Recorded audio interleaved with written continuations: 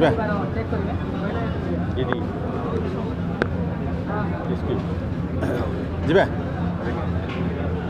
बंधुगण आपण माने समस्ते ए विषय अवगत जे भारतीय जनता पार्टी जो सरकार ओडिशा रे गठन होगा जाउची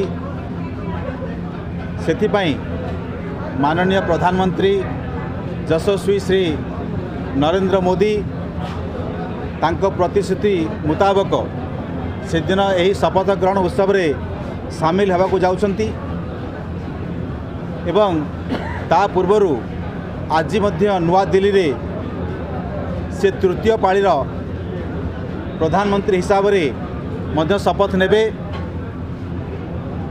आसंता काली तांकर अन्यान्य व्यस्तबहुल कार्यक्रम अच्छी नूतन एमपी मानकु नहीं सेथिपाई 10 तारीख दिन जो ओडिशा रे भारतीय जनता पार्टी सरकार शपथ ग्रहण करिवार थिला ताकू आउ 2 दिन घुंचाई दिया जायछि। आसंता 12 तारीख रे प्रधानमंत्री निजे ए कार्यक्रम रे उपस्थित हेबे एवं से दिन